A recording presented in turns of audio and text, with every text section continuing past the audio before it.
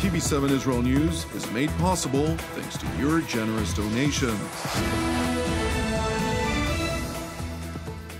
Shalom, good evening. This is TV7 Israel News broadcast to you from Jerusalem. And in today's top stories, Israel raises concerns amid efforts by Lebanon to diminish UNIFIL's mandate, limiting international peacekeepers from freedoms needed to monitor Hezbollah's activities.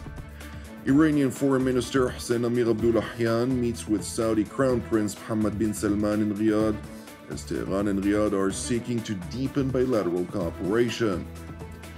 The Arab League is ratcheting up efforts to lead Syria out of isolation and to lift sanctions against the Assad regime. Tensions between Israel and Lebanon have spread to the United Nations, where the World Body's Security Council is set to vote on renewing the mandate of UNIFIL, the United Nations interim force in Lebanon. Last year, the Security Council added a clause to UNIFIL's mandate, effectively granting the international forces freedom to operate in southern Lebanon without coordinating its movements with the Lebanese army. Nevertheless, in light of pressure that is applied by the Iranian proxy Hezbollah, which holds substantive sway over Lebanon's army command, Paris acquiesced to Beirut's request to force UNIFIL to coordinate its every move. Israel fears, however, that this clause would essentially frustrate UNIFIL's capacity to monitor Hezbollah's actions along its border. According to a senior Israeli security official, concerns are rooted in the assessment that limiting UNIFIL's movements would further embolden Hezbollah's provocative actions along the border and would ratchet up efforts by the Iranian proxy to further entrench along the Israeli security barrier. Meanwhile, delegations from both Israel and Lebanon traveled to the United Nations headquarters in New York this week, during which extensive discussions were held ahead of the vote on extending UNIFIL's mandate by the Security Council. And while it remains to be seen whether the mandate will be extended with new constraints, UN Secretary-General spokesman Stefan Dujarric reiterated the importance of UNIFIL as a stabilizing force. I think UNIFIL plays a critical role along the blue line and in a stabilizing factor between Israel and Lebanon. Obviously, as with any peacekeeping mission, the renewal of the mandate is in the hands of the 15 members of the Security Council. It is important to know that while France spearheads the Lebanese position in the Security Council, Britain and the United States are reportedly in tune with Israel's concerns. Meanwhile, in Washington, D.C., U.S. Secretary of State Antony Blinken hosted Israeli Minister for Strategic Affairs Ron Dermer for a meeting that focused on a number of key issues pertaining to the Iranian threat, including the heightened tensions vis-à-vis Hezbollah, challenges related to the Palestinian file, and the Biden administration's aspirations to reach an agreement with Saudi Arabia that would include normalizing relations between the kingdom and Israel. Yes, the Secretary met this morning with Strategic Affairs Minister Dermer. This was a routine engagement where they discussed a wide variety of issues. A number of those, of course, as you can imagine, were the United States' ironclad commitment to Israel and Israel's security.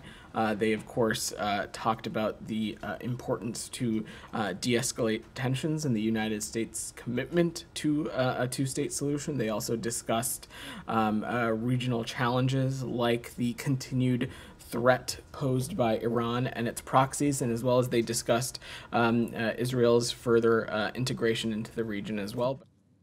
Well, Secretary Blinken and Minister Dermer discussed prospects for Israel to normalize relations with Saudi Arabia. In Riyadh, Saudi Foreign Minister Faisal bin Farhan al-Saud hosted his Iranian counterpart Hossein Amir-Abdollahian for an extensive state visit, as the two regional rivals seek to overcome past hostility and boost cooperation, which the Saudis hope could de-escalate regional tensions. The importance of continuing consultation and coordination in the coming period between the foreign ministries of the two countries. Thank God, we are witnessing today that the relationship between the two countries is headed in the right direction. Both countries are willing to expand and enhance cooperation in all fields. After meeting with his counterpart yesterday, Tehran's top diplomat met with Saudi Arabia's Crown Prince, Mohammed bin Salman, this morning in the highest level talks since the country's normalized relations under Chinese brokerage. While Saudi sources noted that talks between the Crown Prince and Iranian Foreign Minister focused on regional and international developments, Iranian media citing members of the Iranian delegation referred to the meeting's outcome as very good. It is important to highlight that while the Chinese brokered restoration of relations was reached in March, U.S. envoy for Yemen Tim Lenderking revealed on May 11th that the Islamic Republic continued supplying weapons and narcotics to its proxy in Yemen to guarantee that the Houthis, or Ansar Allah, maintain preparedness to resume hostilities against Saudi Arabia and the Riyadh-backed Yemeni government of Rashad al-Alimi. Nevertheless, since a recent U.S. deployment of additional naval assets, including some 3,000 sailors and Marines in the Arabian Gulf, Iran has evidently scaled back its repeated harassments of commercial shipping. With that being said, data of the IRGC tucking tail in the face of U.S. superiority remains too early to report on conclusively.